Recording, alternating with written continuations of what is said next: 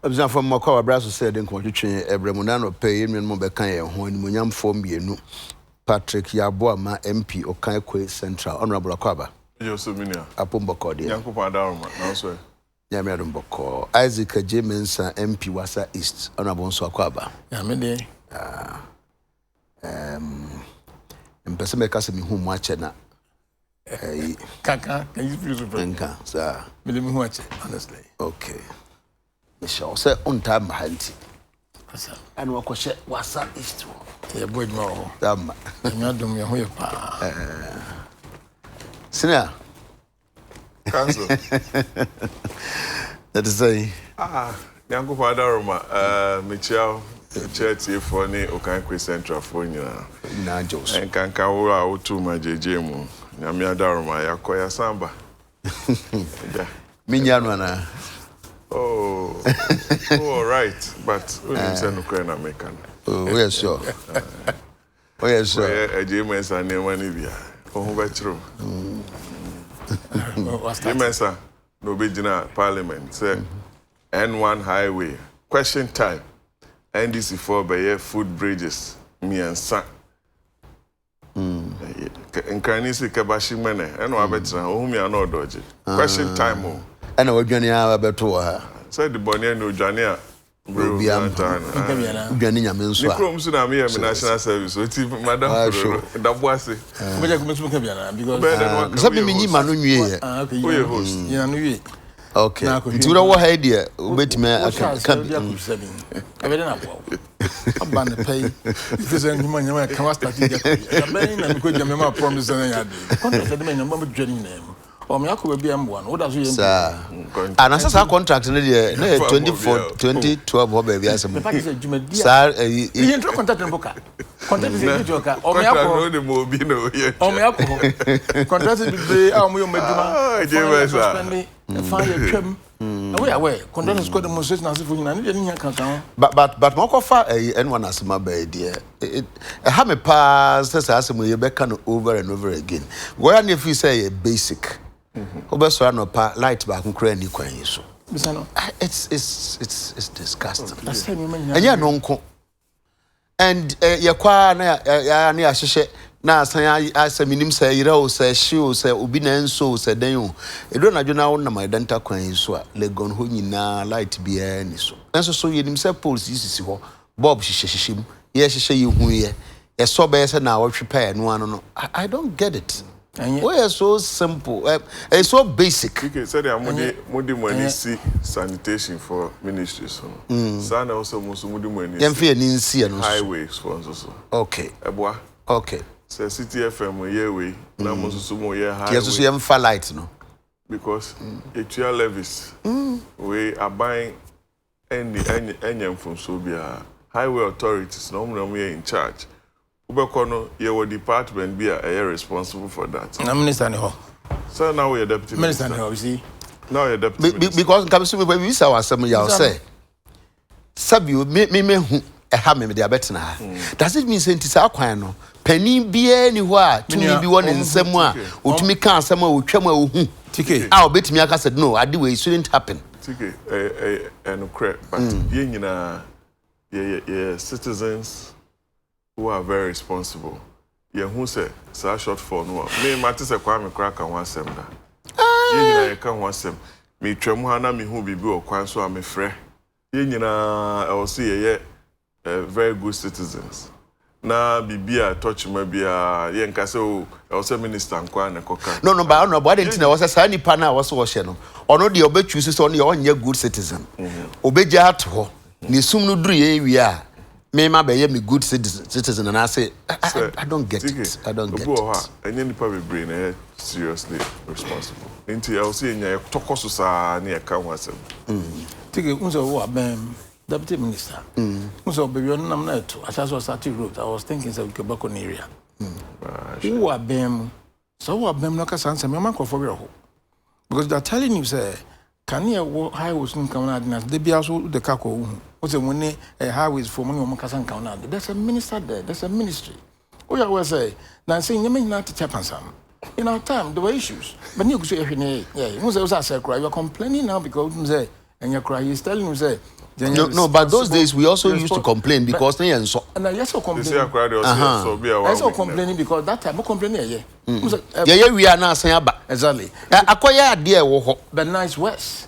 And I was even thinking, say, I was thinking, say, we are minister who are me. What's it called? You see, highways for a department under the Ministry of Roads and Highways. Intinu say, we'll say, young Koson Kasa, young responsible people come out. That is good. He is realizing, say, there's a failure there. But I was thinking, say, I'm going to say, Besum.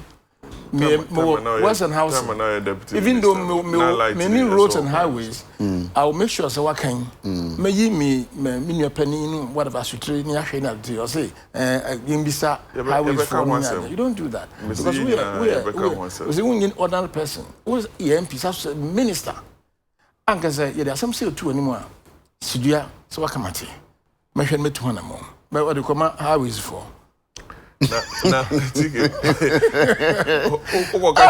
oh my word master minister so okay me no talk about that say kwan no na say they are my prisoners no more do so thank you na no me do no mu twa abo me ka hwehwe so but yeah so who some okay which is good because you know you I'm not saying it's bad also so okay imagine so minister who can be coffee so between we be now also could be highways for ayatete minister okay highway and share ministry what can open your committee say me opposition muso pa there say me kwa if remembering it minister na can say me call platform this program so I'm say in will be a touch you so be some matter hoda nti won hwe no fan tutu yi na na say minister be na o be kan so aka ho ona be kan kan so be kan ni million no oya na so so na boss injin ya na me temptation bi aba makwan mu pa fa wo ho na menim se be nka ebe ha na nka am so meka se menua no menua paro no nyame nyina na me senior so no exactly go to dan so nyame kan bejo entina me pesa me bisa no se menka na me misa o menim ne o ti sa law school fo asem ye be kan sen ye amasambe oh unti asem kro so law school dey sell no dos last week yes cultural exams cultural exam 1800 and over the cultural exam and come topics here but me ntia me bisa no se o me senior meni nyina na o me senior say all law school no me ko to na ja me homo eno no ye senior no homo no ye lawyer ni eno san so ye parliamentarian me sure say asem we say bia what 1800 over cultural exams yes 128 and I failure me kanipa o musu ni awerho ne nsema manfo broso me sure say what na me ye be ne den kwan be ne sase mo ye do fa so tike law school nsem na professional exam and me no yet here ye hu marking scheme no very easy say obeka so oh nipa 1008 actual exams na e mo be at 200 na pass here oh no so report na buy me say enya na me say it's very easy so we bet makasa but question also you say who say question be near 30 here then an examiners na expect who say law e bet me busa question bebre but examiner no pay one line be pay na who answer for example make a civil procedure exam is an common and set question on the scene and the boss Mr. Kwame Tete other 16 rule 10 on sleep rule Official rules book, High Court rules book, CI 47, and do 2 paragraphs. But they set a question and on person who say Miss Norma, Bibi Keke. Until say much as I sympathize with all my qualifying, I'll say yet be who examiners no question scheme on the 2 now yet me say I'm part. To be far, sir, quite also they answer questions now. Very important because them be our court. Maybe rules they say come by petition, no issue rate to be set aside. Oh, into near be brilliant technicalities, you know. Say they can you see your knowledge of substantive law. No? Your knowledge of procedure is the same as substantive law. To go on substantive law no pa, but procedure now also the originating action no. Obonsu wakuti.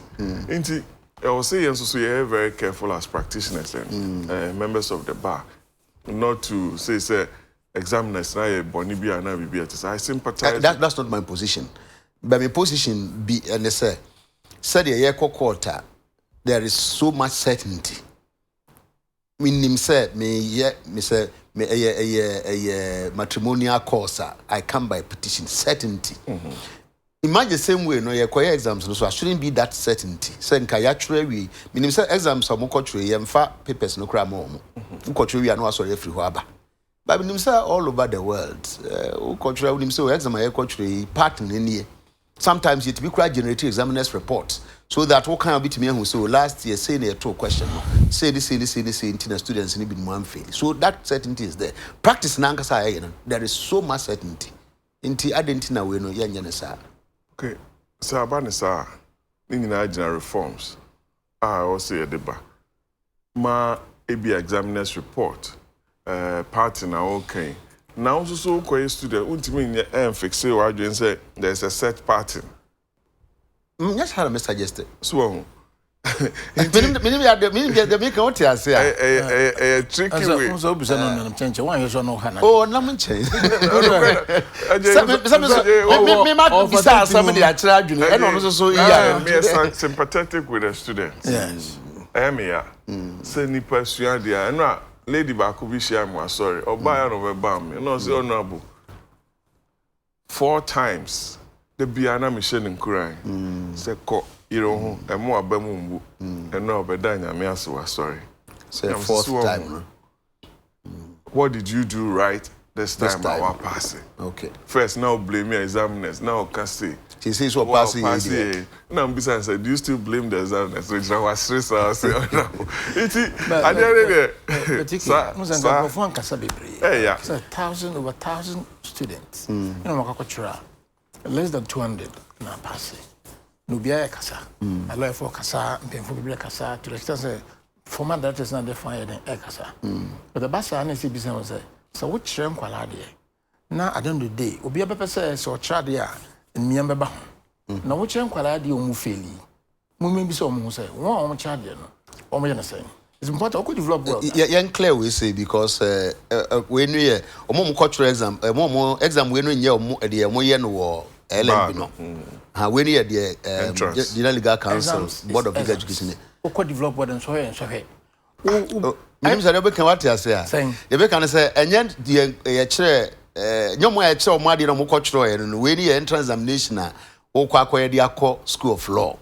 And no yet lectures now much idea or as I know set here. I know Madi, the also that. Inside examiners, such as before profession, before be free as a straw bass also babatron. No, a far processing name will be. No, I think you know, apart from so man can some part, you almost set exams.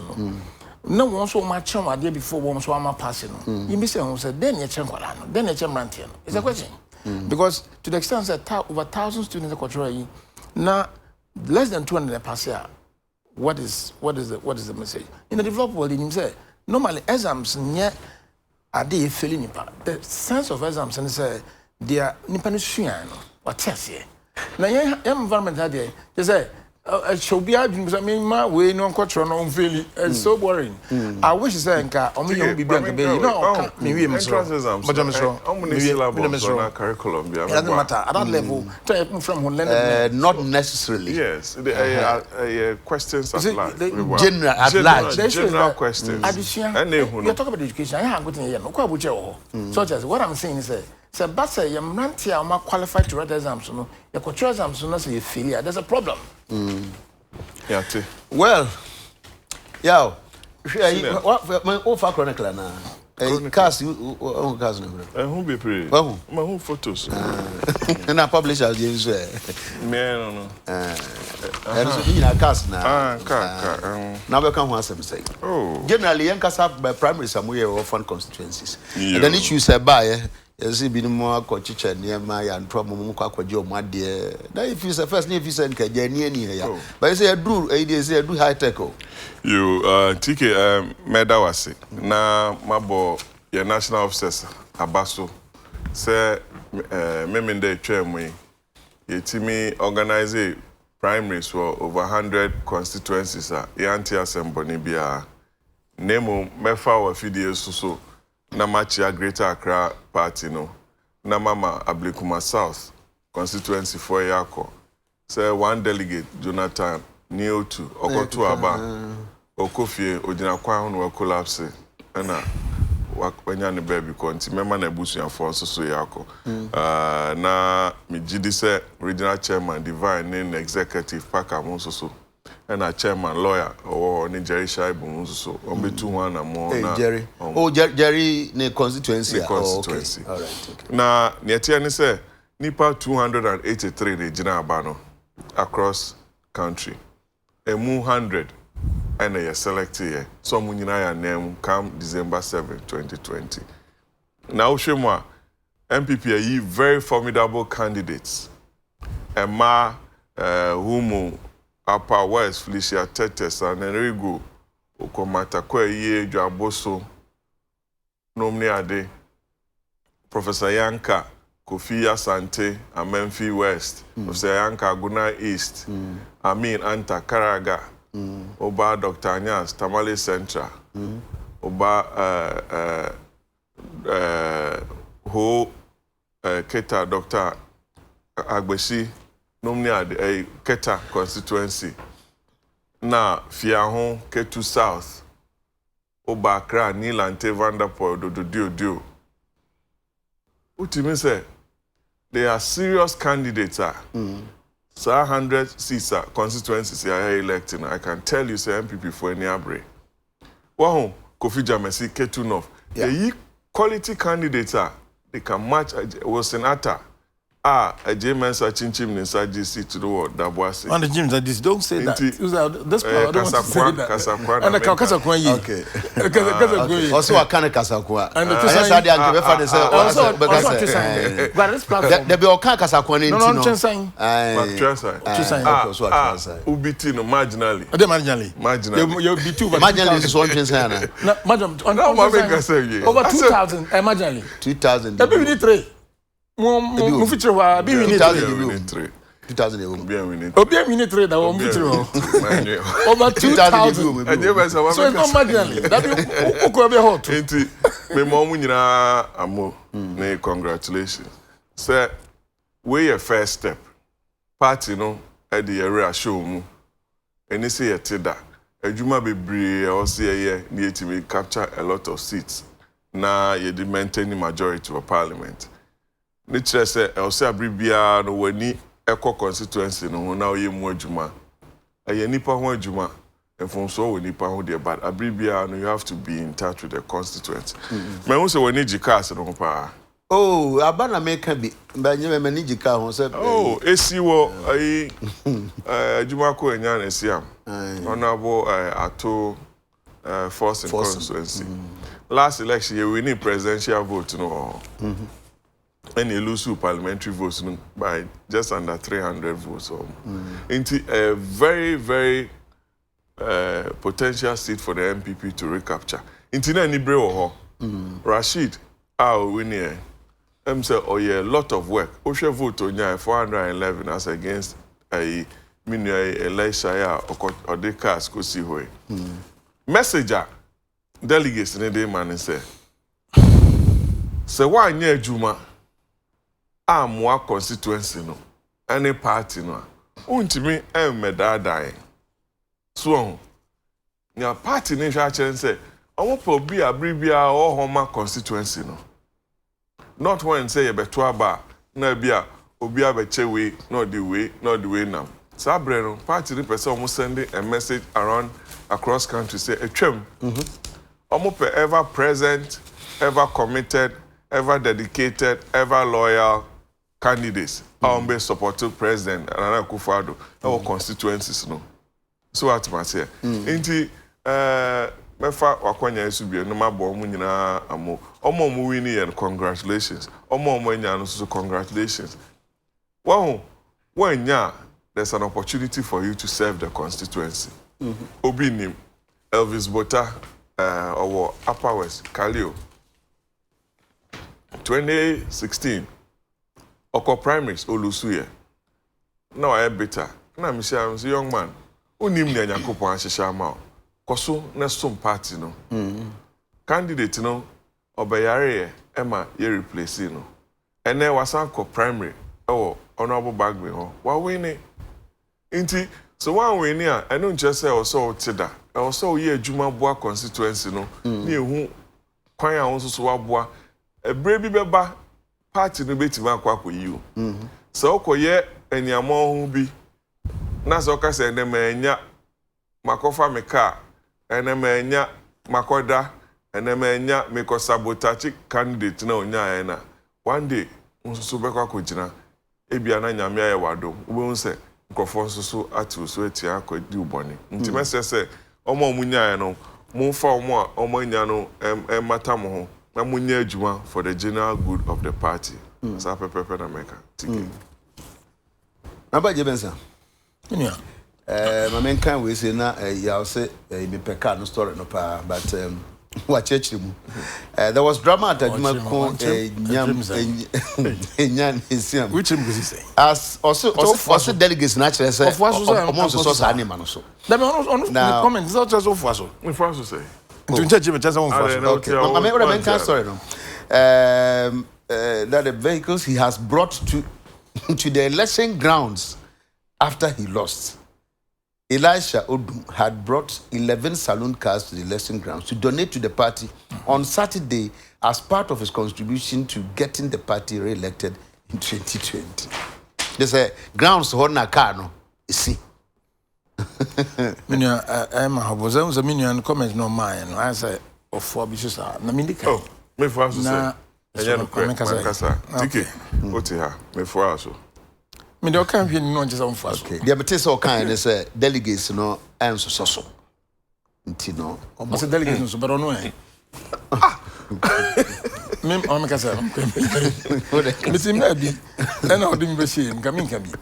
Me for say akwan so na mabɔ wɔn a wɔn kɔ akansie so wɔn di nkonim mabɔ wɔn naba so na wɔn nso a wɔn di nkonim no mabɔ wɔn naba so wɔn agya tum ma asodwa aba den sɛ ɛnya de foforɔ ayɛyɛ saa programming wɔn sɛ afe na bi a no sɛ aban sa assembly fo yi bi MPC so yɛ bi ɛna ama na aba saa nti no yɛbɛkɔ so bi de bi aba saa yɛbɔ wɔn aba so na de ama yɛ akaskasa anasa aka bibia ne affluence kesa you know yi chire ntu hu awusikam ena ma abam sisi ne ka asami e bi si da okay say mo yom congress no MPP for I'm the chairman of the cast na dia baba ni ade you know that was the first time you teach cast na obi say obodo bra o ni pani na masefo ni ade o ya mo hwema ni ya kasa bebre ya ba pram ya kama some MPP for no so say dia ni ye because ukodi omanim na so bia no bi ni mo abrabo wo komi wo bosa akai wo komu a kwan bia so papa so bate woka na ya ma politics no akwa bibia ka sika sam nko a ntino anso ho we ba em si ye dey afem ni kwan bibia na mo dey akoi primary so ye kwa cars next time adan because almost start o mo yi no mo de cars no ni bicycles no motos ni sika kakaka ni anka wasman kire won it cuts across. So ni musa. Come makasa dan kam. And they say na ye din ko. Say be ya enkoye say. It doesn't cut across. NDC for mechanics. Monfa bibia. Say NDC for enko cars. I'm talking about cars. Bicycle, motor. Ya cars one million enra no. Okay. Ba motor de mo chebi. Ya cars one Matthias. So that them say. You to check. Rasuma say you will be called for anti money laundering. Abreso. Na say no me na ba anya airtime. Adekye no na say car no. Car was some near ken. Hey. Yes, started. Was say if you see them bass Yes, yes, you know. Na honorable Mr.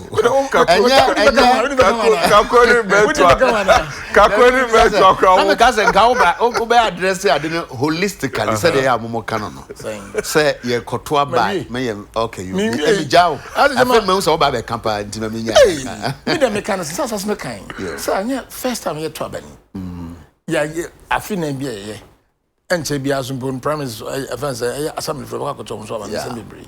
Na the me say MPP o mama nyoma na ye nia han. Omo disikasam na nyoma krom sa affluence na sa e bi kwa say arrogance because who ska no ba opa betre. Na ya starting asase omo conference na omo ye no. Ayan kan wasa no. Ayam ranche ni de. This man is a very young person. O sha see obi ehun pefo ni win. Why ni tun friend kan abrante. Ya wade hin kwai na so ya de hin na fatan. Corruption can say be politicians they just so it. So we na bi po de chen bi sa. Wo call me young man. Wo dey say sika we ye kwa kwhye mi. Ana ya ma kwan MP abi edu asen. No be ma. Ye tu abi sen. Enti no say wo dey say sika we kwhye mu a. Na say promise bo nwini. Na obey MP a.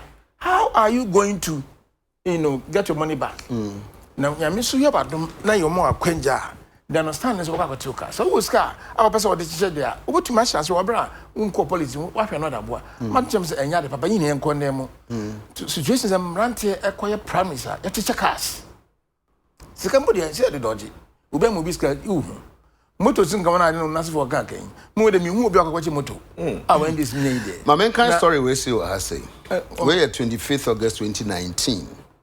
Two of the defeated aspirants in the parliamentary primaries of the NDC have lamented the influence of money in the Saturday polls.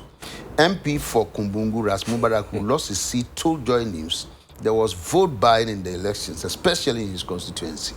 According to legislator, he had reported a case of money laundering to the BNI. Where you are? He said people were sharing money in the constituency a few days to the elections. The MP also lamented limiting the elections to delegates alone. Okay, so up to that point. That's okay. Two different issues you can already. Obi allegations say money laundering. That's for this is human answer. It was money sharing. Money sharing. Thank you, Minia. We kai si wo physical. Says the kind of talk. But mommy and so maybe so. Yeah, so. Exactly. The mission say. And Obi, you're concerned, Anna. Politicians are the corruption go all the time. Prime Minister ko check cars. I don't know. Abrofun pa mo do says our democracy by say no me no. Omukro mo ye car. Yes, you are trying to crom ha. So omukro mo ye car no. Exactly. Yet to crom ha na say nkwala ya nyoma pe fon kan won. Na ticket delegates do me say na cars na say. It doesn't matter. The issue is say, who says we a penalty fee. Na say nkwala check cars. As a time ya ho kire ahonyanyam ye wo man nyoma akoso obi aho etre no. Na se bem say na kan wansam na betra one for so a. For me it's disappointing. But the mention say me no kwati. Mama ya so ne so wo cars no ba ana so size kan pa mama na nye o man fa kwan bi so ye ne ma anya kono efuele sa corruption na was system nim politician that perception efuele and it's not too good for me I'm disappointed apart from that me congratulate you mo win kan na ade no sa suban ye njai mama obi ankoso and I think some party yam boss abra no wo ka sa so kwakọ say let me tell you honestly we no so obi kwa chen basket basket do bi ahu na se te on publishing answer na eba yet say you check us the leadership will talk about it as some people my person kwa e bia no ne nwuran mututu kan wasam cha akola bia so we penalty fee na sa akola bi no anka e so worry me nua obetra I would think is on go condemn na ka so kan na no on eyes of so na me the chance me nua that you see promises bi so no won kwala hinem efrim penfa bankwalem o promise ma say so jin kanako and so be see ho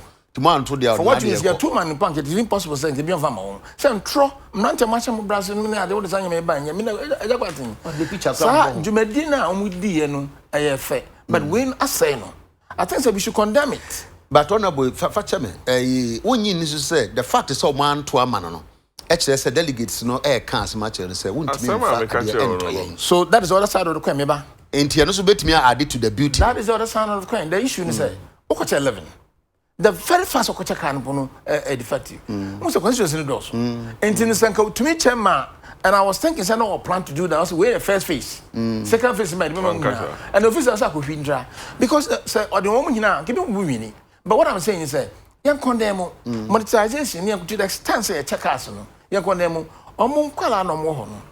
Oma idea because of the fact that omo hu say omo de na be bro no ni na mbai. So I don't go display ni na. Nka beto ama no. They now okay.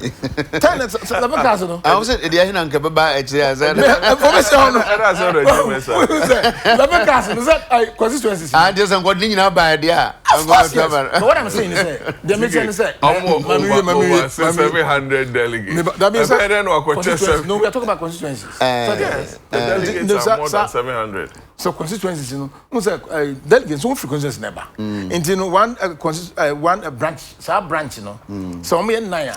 Now you more car back. So much more 200 branches. Or the 200 cars that they back. That's what I'm saying. I'm not talking about say on my individual be a car. But the issue is there was a plan to say on my chairman the various branches. I'll be a Juma whatever on my ID. No, whatever it is. Yes, so. That's also is what okay. And I expect me to see because you see people think say people think say minimum MPC, especially I'm a minister. Obviously, skin form.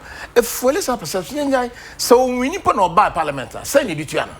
Na kokoti check cars. Into some monetization yen twaso. Na ya kan kase sa. Na che say nye ade bon yen kan wasem tie no. Mu say do suru no leadership no en condemn na condemn abeboa abo bibia. Na ya kan ayi no say was I east yin ade. Me minim say was I so abrantie bi contest e wo ho. So million was not an okon post. Assassin so my press conference right tinti minutes o kan no bo ano. Ma branch man chance. Into tinti minutes na go to call no post. Na me can see you has said was elections na 2012 2016 na they clean. I imagine can you imagine say we I will be 3 MP3 e wo mo side o. Now me win over 2000 also imagine. Okay. It's not marginal. Well, my first question say even though no ajinji obi say whatever na ya no offense we call on the post also there be or withdraw chinchim inside what I'm hearing is say o man kasa kan I got from the people almost say Abranche ya disqualify you disqualify no omo ye offense appeal na boys call demonstration omo ye press conference omo kasa omo kasa omo chichi onsa that's what I'm saying I mean make am omo kasa say ye chichi me omo nsa e da ma menua kuma was not na me bona ba me mu na mo kan bi fo kuma sem am bi fo sem no ma kan bi me bona ba say apart from some nkofo kan hina no acclamation e ba so a asomdwe bae normally no ya na ntokoba bentokwa amba e sra me de ma no nti me congratulate okay na mum sikasam no ya we bisa asem we say o kasa asem say and say nka ba cry in the first place now yentumi ndu sa level na yenim say the baby a wo koy listener wo be boka bi we many pe bi sika se fa ye bi say mame but to this extent there anya dia party na wo say you take a position say party ni na mo take a position say there be ye listener sa ni mane we dey enso so okay. Yentimi nya bibisa. You bet me because before I ever call election, there were regulations that you regulate elections. Now, untimi anticipate say general secretary and say national executive. Untimi anticipate say oh, Boama and say J Mensa and say TK candidates. Now, say no person we the influence delegates. So that's all you oh yeah, why you say at the party no obi broni beka say at the form there party no won ho kwan say ye be frɛ no na yetibede na to baby ni amra na yeden so untimi anticipate ba bibi saba na egu ye hu fi a party no etibi frɛ o ebi ni say abetra ha ya to about 100 constituencies clean results peaceful bibia na you spend 30 minutes and discussing only one constituency Saturday we see here empo sa constituency no delegates no e kire o madwen say adewe ye mfoaso ye pobia obedi party nanim obeboaboa ya no ama etimi age seat no nti na me condemn sa dey see here no excuse me na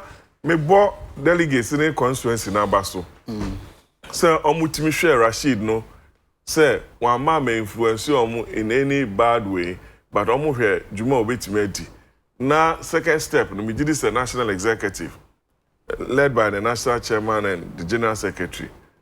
Almost also be taking steps. Now, yet media minimizes sa niyama way. Well, yes, sir. Now, said ya a JK, the public sees us in a certain light. Me philosophy, they say, who would you maybe dear? Dima constituency, no? Dima party, no? Sebi, omonye, nipe bi a omadwimu no. They know your worth. Say you two abama no. Weni oni omatran ye, oni omadini ye. Inti hu hia se obekwa kwachicho musika se omuntu abama. Sa na me hu no. Okay. Honorable, say ye wie. And also some chairman. What's it? If it's a party, no, you bet to me, party and crowd to me at the Hujuma. Now, we know say, a branch you want to true. Because can't buy. Now, I'm say, painful and such ya, or Moya na, Ubianca Wassam. Now, what is your quack? Okay, the bell for us happening. I anti Cromana, I fancy, or more party elections now, the chairman or church cast. So, oh dear. Into no, yes, I know. I am who say, and yeno. Yen who say, and yeno. Master say, Omon Chasso, Omon Chinasso. Now, Obi Pia, Sir Brabon, you must not seem to me anticipating. Say a mouse sickness in Tema, then yeah, as a party. As NDC, the mere sure as a big man who's our boss, and tell me, stop. Discipline system into say, who assassin young hands on coin. Now, Banner say, dear, now, Ubian and party for Cassa. Okay, in Sibiu. Okay, my in good politics hoofy. Now, it's an honorable job. Honorable. Honorable, yes, sir. Sasa we are between Nimuya, Ba Edudiso, Kane, Ekanwasem. The daily guide or say allowed doctor plotted to capture president over the weekend. We are sure say discussions of course will be monetized out here. But first time out here SMBC, you know, a year was saying that dear Nabeka Afaho. You move in more advance, baby, ever be greedy. And that's because I some no crib you one keep try soon. But that's baby crab we do know. You know, come for. Take me that say, and yes, she share mine. Any constitution no mpanifo hu say abonefo bi say betimi aba until there are clear provisions in the constitution for treason and now ombe try some best of the constitution no there are clear provisions for criminal procedure code no and a criminal and other offences act no say nipa bi ye bibi say ya say na de be fa so nti say ye nyina hu say ye adwene man no ho no papa mu no ne adwene se sabi ebi mu so adwene mbetimi aka omo timi adisa nsem hu no yi ne di kan me ne o ye nye security of operatives but ye tu amanfo ka bosome se omo mbo oman no ho ban sabi tike ye nyina anim se nyankopon na hwe ye nyina eso but wasama ye nyansa ne nipa bi a omo sa expertise ne se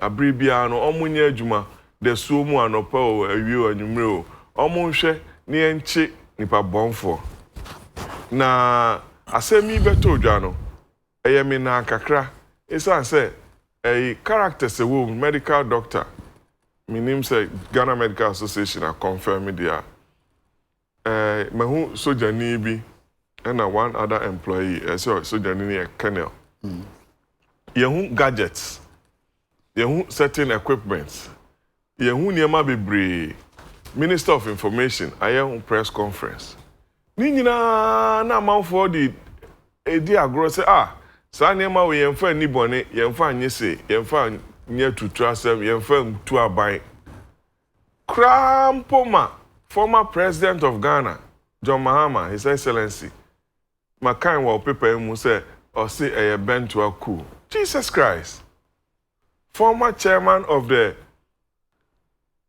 National Security Council. Jesus in your thing. What's Jesus Christ? Who was just guiding? A serious matter near Kano. No, nobody says no history. What Jesus didn't near Kano? What's what happening? Then what's what Jesus Christ. What's what happening? For him to describe operational, national security, BNI, military intelligence, I follow Crawford for 15 months. Etimi uncover say ye krante po ana one pesila or see a bon hudra ye born who be the rule na manfo who say omo ye adwuma pa ya chi nipa bonfo nipa ba konkwa ehun hia oman ni nyina nti say former president and crap so kind say the amakan on daily guy no is a bit unfortunate okay saying say nia esie no bent to a coup d'etat Jesus Christ. How can you speak like that? Me them in kind, but the point is that my kind story be to that extent, but me yes sure. So buy no on to no was in kind paper no. Ewo o shuma ewo. Paper no but sauce but saying. What sauce? Ni nyina o dey sauce. Ti asema me say so kan o dey make who asem unfortunate. That from president Ghana na yem wadi dra. Obi e wadi odware so da. Advice someone we don't want to take it. Tie. Aje. Enche no be the pestle. Eko gina former president sorry down assembly of God. You know, you condemn here. Says so it's a threat on his life and on the national security. You condemn here.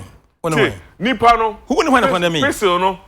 10 years. Only one to condemn me. I'm what was in the Nipa no. But former president, that's why I'm worried about that. Me man catch no, but so say condemn. Was it only one to condemn? Only one to condemn. So my young condemn. Only one to condemn me. Or mine ye nyina condemn me. MPP for their policy, their first statement on the buy as a more condemn us. Mama trying and you didn't condemn that. Me knew you. I don't know. I just myself be you. Me man penny ding. Nipa no the person who could koshia no asori dem no. 10 years imprisonment. 10 years. And yedima oniano. Because number one person in the country and another in life at risk. We soldier ni doctor 15 months of military national security BNI operations. Saturday, mitie news file. Mitie uniapeni Kwakubako. Or say when you have the privilege of listening to the audios and our recordings, you know, when you have the privilege of watching some of the videos, na ono so you say the Kwakubako tie. Sanka sebi a concert bia Uncle Beba Bontia ka say a concert and wetie na ye comedies and when who TV so. Now so I see we there very serious to the extent say on person capture president, kidnapping no. On person kidnapping vice president, chief of defense staff. I didn't know who say at a public gathering, someone succeeded cry the net effect on Ghana's image internationally. And then I also see a journey story breaking out to only Munkrofwa Ombe Ghana in a second eye with a second eye. Say you know say Ghana since 93. Peaceful country, democratic, matuaba, nipa over a period. Masisa buying from MPP, NDC, MPP. Now dentina nipa bi say bit my bibisa. And only also a junior the international implication on our economy, international perception or image about Ghana. So say obe target, say obe kidnap or president or vice president or CDS. Over attacking certain installations across country. And there a serious matter, TK. Say a buying me a conclude investigation see or said the appropriate charges must be preferred. The appropriate charges must be preferred. And I condemn it in no uncertain terms. And I expect every well-meaning Ghanaians, members of parliament, everybody to be obeba studio habia kasentia say krantie baku say pesilo say bentwao. It's very unfortunate. So be able to me ridicule the security establishment for such a hard work done for 15 months. Nobody can call it a bentwao coup unless you are just trying to play to the gallery. Massive America front. Well, how about you, Mesa? No, Minia. I dare feel coup d'etat. I had the papa. Developing countries for far, ye who free, sa coup nim, as a son of him. Na mbera neba, and I say citizen. Na need this, because of Yaman across all soonty. And ya buy a name. One point to BBM. The coup d'etat and papa are they. Out here, Mbramuna, a treasonable offense, a chiwa, intentama, a treason, so we'll lie on him. Na Miraho, sir, ye can't coon some, and I say, can said ye can't. I say, ye can't, I say, no, near man, the seriousness of it. And people about Bamada.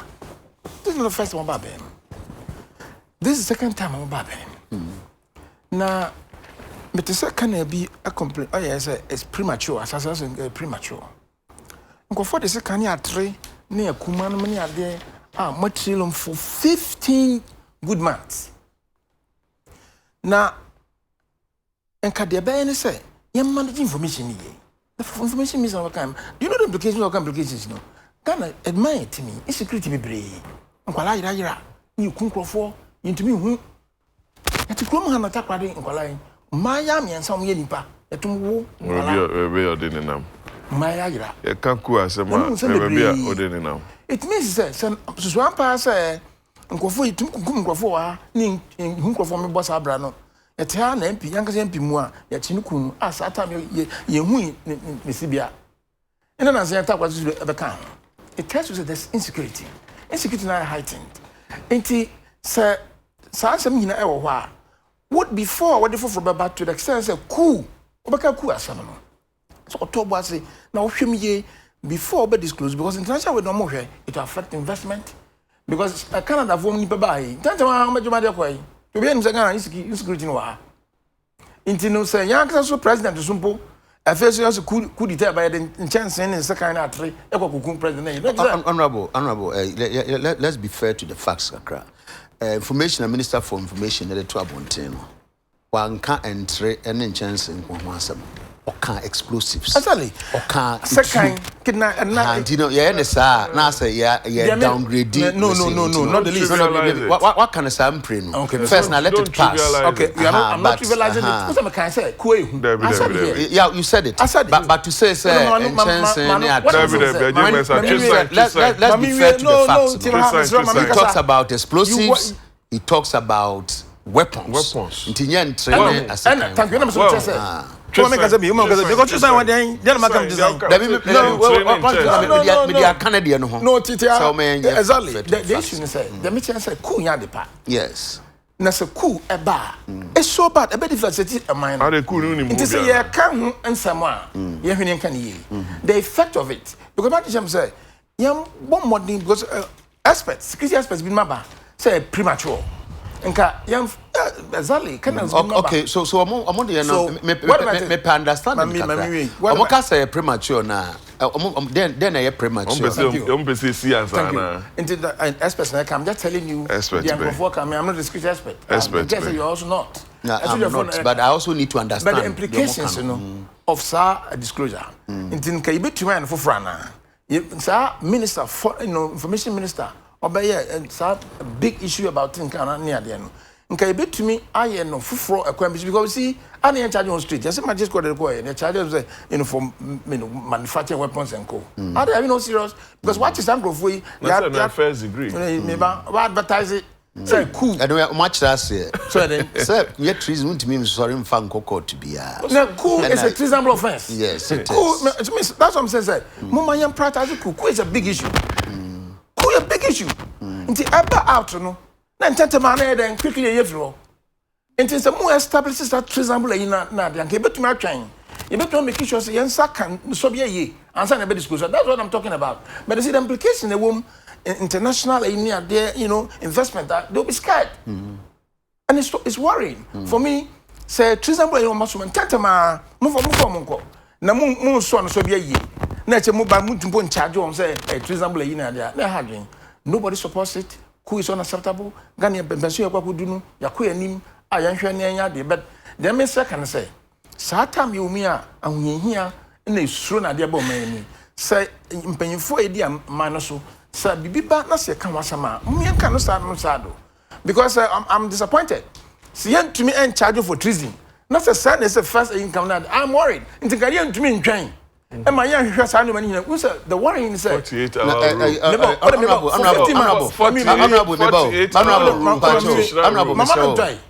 Mama no talk. So what can I say? Mama say you na your boy ho. I don't want to lose track. Because ebi me dia no tuma ebi na wo be kan wia wo be wie no. Say nim say you charge nipa with an offense. Ye koye nim no yetimi kura asesa yetimi amend charge sheet no to include some other offenses and I say ye be kura na ade no say wo form a e bia ye hwehwe mu no emu say e sa ade no kura no ye ne kase mpo na wo enti eno no e wo ho and I don't think say e wrong say bia ya caution so simple let's simplify situation my enchire wa de no remember say we say ye kase obi shoot straight so therefore shoot straight this is about a military matter. In so one here now the process and running no having me break because you see this is a technology baba. What I sir saying recording. If you put to doctor, you bet to me at think of one I didn't want to have a more. In so was soon pen also ye because my recording. Sasano kwa interview in Cameroon. Somebody will say about that take a crap because don't mama doubt be an emblem because it's a reasonable something. Now sir recordings, send your recordings, and somebody can tell you, say, meaning recording between doctor technology. I do the business and I did the everything. Now your mind won't line. So nobody supports that. Who is unacceptable? But Mr. say, yeah, be a moment na affect Ghana. Around this time, Mr. Sort of PTV, you insecurity and man. A man and Casan, yes, security man. What is you come out to security man? Go for it. Most span 15 months time, 50, you know. Sir, let me finish. Now, don't you know there's insecurity in this country? There's heightened insecurity. How? I'm concerned because I'm from Western region. Secondita Crade, Samebam Wafase, in a Miansan Yakumo, Ayachiwo, Yadinamosa, many of them. One statistics on kidnapping. Forget about statistics. You know, so are you not worried about that? I am. But what fast in you go? Would you be happy? So I'm saying that you see, don't just say Bempa, we're not hiding. The whole world over. Sir, Maya, Miansa. Speak to the issue. I'm tempted. I'm bringing all this together. This is security in this country. Now, so when you do maybe more than 1 year, it brings the whole situation. I'm not saying, sir, you're quite sure when, yeah, see a chum. Because it's yes, I got the money. I'm saying, don't leave something hanging. Because in your mind, who's a lawyer? Who's the case in Kokota? What to me review that flexibility is there. Because, you know, information technology or some information for Canada. Coup is cool, it's military and it's precise. Into who saw the treason straight, more year from suffering. It's a coup as some without any investigation. What I'm saying, before you do that, before you come out, so already you know that new so more can drink was wow, best I say you'll be custody more than 48 hours. So your whole point is say and can say yes sure say yes ampa.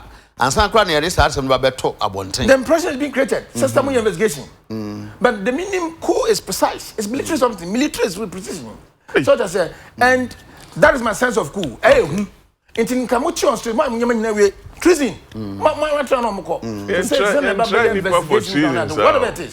Whatever it is. Yaba Bemuda. Mama the second time. Yen should be free no maybe brim.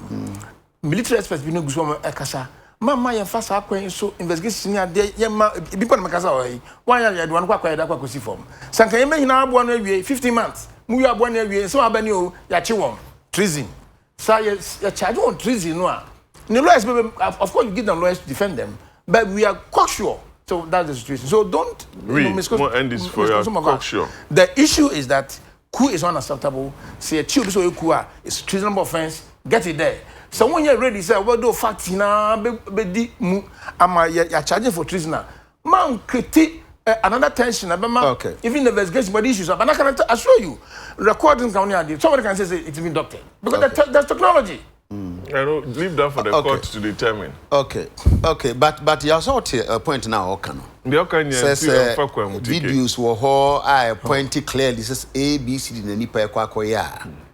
Okay. And you're not near what say you know, and I've heard say Nipa Bino say we should expedite and Nipa Roma can be so a lawyer for what you say 48-hour rule. Yeah, the crofwe akọ court. Ya caution on. And take it plea no cry. Meboa. And take it plea. But offense I charge you on a first degree. Ow, nipa no cry no say even possession of firearms without lawful authority. Wait about them more than 20-something years. Minister of Information, as some of kind, or say na security architecture no say na omo di achira for 15 months. Na say na ekeka de eko. Inti yache nipa asumesi. Na investigations are ongoing. Na mrepem ne de ombeko court. Me boni awaye no. Onye boni bia ono onye security expert. Expert to brief you no the statement. E ka kire omamu ni nyina. Ena ampani ampanso ya che nkrofo ye de omo court. Caution omo. Nkrofo said the oka say experts no. Sa na experts so hu investigative pieces ni bi. Recordings and audio say na you feel say ya grow bi o. Na emom ni aye hu no.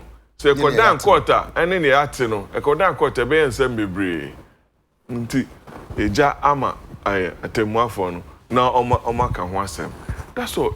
Evidence so say recording here doctor do, say videos here doctor do is for the expert or the court to determine. Treason, jury. Meboa. Panel no has to be set up. Bibia will have to be complied with. And yes, sir, nipa the court across set. Inti for somebody to be tried for treason, I will say you differ constitutional process no so. See, certain process no emotional. Untimi nka say machino treason. No way, enye ne sa. Sir, encrophobia omugidi say o say anka ye sovereignty constitution na aban no. Eni omoyem, but make also we condemn it. Enya the papa in one breath. You say we experts be almost say ni say. Yes, experts fine.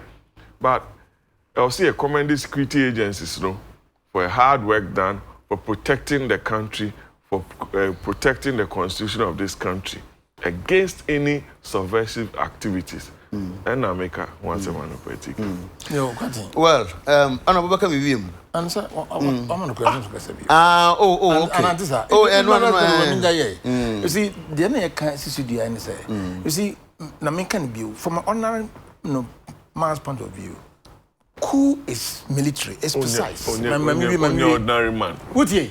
Coup and your military coup. Such as a coup said the son will be a coup. The other ring I've been saying, hey. Patapasembi to trust him be so you never you go to America by force. You are getting the man out of by force. To be kunu. Inti enfend yagro. Inti no express man don't leave any room for the so suspicion that we so good na okofa lawyer na court someone run bebre no bunti mean size step any of your law who say all that decrease your law for your member use martial some environment and nipa ni na so dia for no aka say em for monko see that's the problem until now benefit say because it's a why didn't you charge him most of the say it's a process and do you have time for that. Sir, before the Babontain, I expect to say, more charge for treason. And that's not the issue. So why is someone charging for treason? In think before, more charge treason, Munya, Muson Sobia, Mutumi, ya who some investigations, no way. No more about 2 jobs just then. The master on Combia ye, that's what I'm saying. Now, to someone about 2 good about 2 jobs, to send about your investigations. You are giving room for other issues to come in because one, the send recording a bar. And somebody will tell you, so recording, and this is technology, you team cry doctor, for you are creating a whole lot of anxiety. Until before I out, what's on Sobian, I don't want to go ye.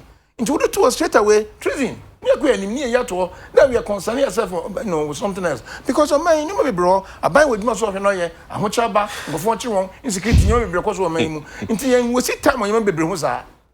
And people, you don't have the luxury to waste time on some of these things. But precise and smart. And you won't say the nature of offense, no. And no cry never say my share and we say your DNA BCC is idea and said you was. Is that my job?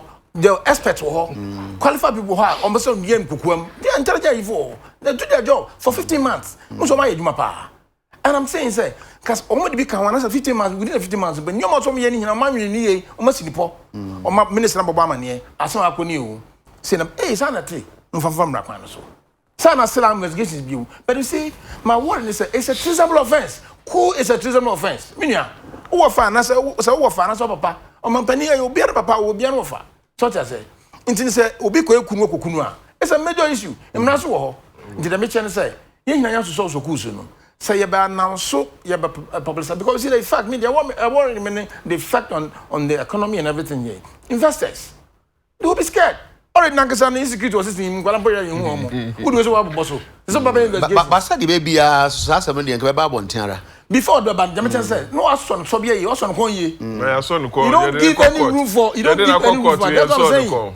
Because the moment you give that room for that, it brings a whole lot of anxiety or suspicion. No, baby, what are you on there? What are you there? When I had my training, when I out there, say you that can ye the people you charge for treason. Before the ban, charge the people for treason. Then I move a man to crown man lawyer. And then I'm only adding some before I realize it will take several years. Still, I'm not meaning our point of position. No, you're not getting my point. You are a lawyer. You are a lawyer. Yes, let me get my position clear to you. And apart from some you're a lawyer, no. Also, oh yeah. I'm saying, Wouldn't said your court system city. You're not getting even lawyer now 1 year no does not detract from you. All I'm saying is say, cool a serious business. Yes, it is. Before what one say cool no. Now why no man na home raso yen we say time cool. You know it. It's not business as usual. Into one him there omo adwen was security income na omo ye wi a ye de baba to dwan. Na ye wi on fam betu dwa and so investigate that's my worry. That just starts you from that on fam betu dwa so what investigate is somebody there. But what create anxiety you give room. Systems, we are not in a perfect system. Okay, so I feel my two aspects. Yes. Minister say, and Tinanka statement na Minister for Information the buy no. Now so send kase na on kano. You still don't get me right. Ono oma kan te say omo kano. I don't have a problem with that, but the mention say information ba out yi. Say na yes so investigation. That's my worry. You don't give room for you don't give room for suspicion and anxiety. That be it's not business as usual. Me no cutting. Cool is not business as usual. It's a big matter. Okay. Now some baba investigations, many when come now net jana you discuss it. Charge them for treason if the system is ready. So when you ready to charge for treason now, you kukwam dey ni answer. You no me bre no kukwam. Answer na baba tran say, nobody agrees to that. We condemn it. Cool dey and the papa. But aban so sure sir the responsibility say so criticize anxiety ni fear na. But sonye already na say ho che wa ha. That's what I'm saying. It's investor no aboni or this keba no. That's one concept we should no so. Yo, what did the organizer say? Mentiase. Host we bustan 3 times. But tell me no, but the point that he makes assembly kwabon tia say wouldn't say e was so way so. But what did the organizer? Nti no say enka ba ye wie bibia enye senka oh ye hu senkrofo bi ye serise na de o so be destabilize o man no na ya chibi ye gusu ye investigation nti ono de o kan say ye timi anya adaje and 15 months there ene enka ya wie hu ne ma nyina nipa no ye muni ye do mo court onim ba bia na bisa na onim ba bia na o ma hihye o mu ne ma I sank a train near we be answering at your man. I done it. Me know. There was 15 months here. We idiot. You want can idiot. I know. Sir, Sunny, no. Yes, Sunny, it's a bit. Disorganized. So, talk the military guy will tell you. Obaka said, young train, young be and sana. Yeah. I'm not saying that. 50 months is enough. 50 months is enough. Processor. 50 months. Security agencies na come. Kwaya o ma faso ye de nkofo ya koda court. Charge ya de be born, ye de bia born. The base o say amend ni change from That's what we are talking about. Say tumrika. Let's give them the benefits. No, let's give them the benefits. Shoot straight. Anything I'm more about with the MPP for court be brave amount to be sustain one. No, also no mako fail. One of failure. Tajuka take one more about what then. Tajuka take one then. That was jail. Oh, sure. Well, mama men kind say we say me can we are best sorry akọ. Your constitution. Ye mu bi ni mo hwa na fi say ye twam kura say sorry ye bete ku. In fact, abakura ye to no. Ye betu mpoto da ya na ehu wo ho. Na no me ne oman bi na musini organa ha say ko shia meeting. Question nkoma ye di ye be wi question ba ko bi say me say 2020 election madwe ye san wo ho. Any person me kan your constitution no. Where Article 3 of the 1992 Constitution, who by himself or in concert with others, by any violent or other unlawful means, suspends or overthrows or abrogates this Constitution or any part of it, or attempts to do any such act, or aids and abets, or in any manner, any person referred to in paragraph A of this clause commits the offense of high treason. Thank you. And shall upon conviction be sentenced to suffer death. Now there be a depa say o see nyina say wa ban mu say what ya ban chen o say all citizens of Ghana shall have the right and duty at all times to defend this constitution and in particular to resist any person or group of persons seeking to commit any of the acts referred to in clause 3 of this article. Men can the canon so be. Nti ye nyina ya so die say aban bi ba power na ye say o man mu aye din say ye say unemployment cost rule say den yo. Kwan ba ko pe na constitution provide amayen. Ene say e be twen ye du say ekoto aba ya to aba ye yi aban kro no ye mpeno a ye yi na firi. That's the only option I have provided amayen. Na was here this sheet Timon hwe na ya nso so nipa bia so aban bia ni wa ne pen so wa ba enipa nyina ya omode omo ho atọ omo da bida niema ekoso aban we pen so betresi ekoso aban bia pen so e bia the difference no be the magnitude ni degree but nyina na ekotena se de ekotro your constitution say ni epe no ti yenka na obia ante ne ho asese saa so ne epe no honorable wo emenyi ni say moto when be did that said that be sorry yet say your parliament ya suspend the parliament ya gu court nyina ya gu media houses nyina enya ade a obia pe sa ti bigidi say ye ne sa ebeboa ye nyina anampanimfo nye no anoma pepepe no ya constitution kan cheje mensa na nko ye ne sa ebema wie ebeboa ye nti ye nkra na abotre nsabotre yo den ye kan ya abotre se nipa de wunya abotre bibia ye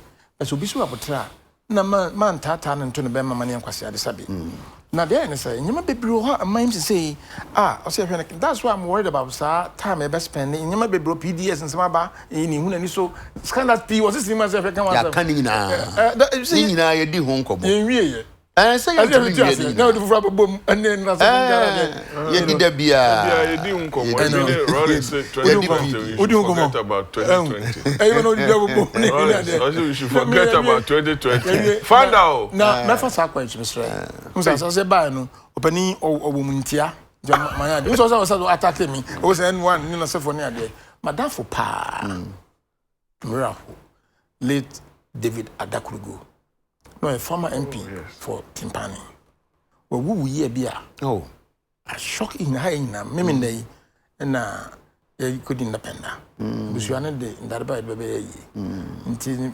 miracle nti mabai muso me ba so ache me for very long time na hwe nti mabai na so mbeti sa me kasa me fasa kwan so mama na eri na busuane na yakọ na David wo ndi ya bere ya me pe na oye ya me no nim nti omoshadin muso me jina emre so so a omo aso nti aye no e mo bia so aso atia kwakoboa amaye atoye that's me jina yes party na name any honorable penka or MP or tempane my classmate or deputy attorney no mama busha for no yako me aso me kan paper mu sa na eya na ebe mind this for so shede me gidi se mre no so a party no so yebe kwa kota o machi na happen krabia that's Mummy no dey say primaries no so ana why your body me no post okay me so no put me and she said my we cry okay so na kan dey Manchester advantage bi ya dey so person use technicality bi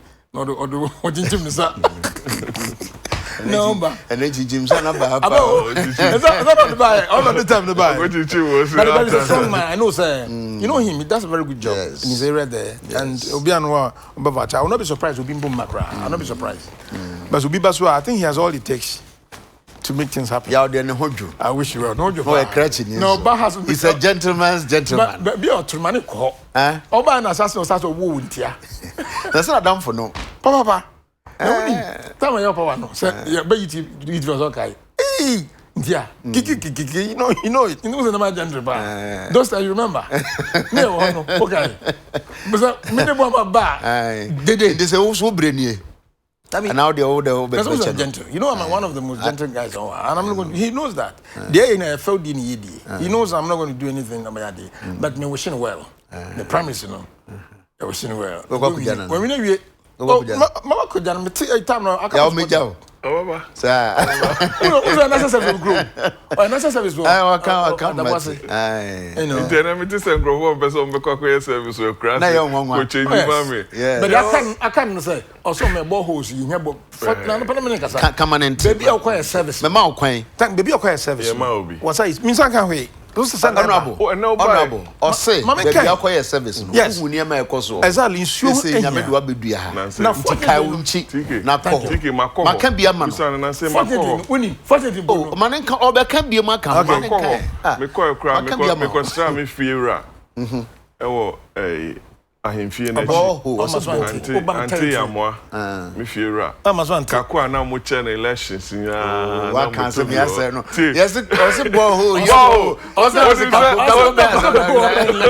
what he's saying o se talk again oh mama ni bi obusa me na am say you start here site na nti me man na contractor ope be break ope mo because opportunity a wanya no so no be share wa ha because me mo so omo a akomema ye mo ya we what can you say me ya wa down me ya onu se me ya ma na they onu se me ya ma na boss won pra ye na just super security kwa nyansu intini say e ba no say nkras nkrakra na tin su ni ho ha dwen intimi na ka so atese o ye be ateku ne atobi asese ma boase o ka chem say ifira yen ko office akutu ase o se yen ko office o ba ne kudi na ni china mo na me ni kuma no o ba o ye man so ba no obeka na say me man mo boano o dey me ba me say me man wan kan do you know see am obi me nya me who on the ground what's on me ba I've not seen it mama ma trauma apply me the letter na ba me ma jatum ma have applied me letter no ho okay me ni ya me show ya kan we why am e bo bo ensam wa ha na say no wo mi tia na say ya bo ensam wa ha bibia ya wa ha oh minister on bibi yes ya kan we na me say aka bi emfataye street lights no mo yen trantran ho bi sebi o ya nkoye amamfo train ya mo ye coast speed biblebe ye nye bi yen so kan ya kwaso so ye ntimi an me minister I show also there be maybe I'm a former deputy minister for the area. I know the minister is a good friend, a good father, a good uncle. We talk on so by bizarre now we accept that challenge so say yes you be hwani aka ho asem isum o man mu dodo na kwan bibia nya na city na kwan asem na obekay green book kwan na for your pon why o nya me adolescence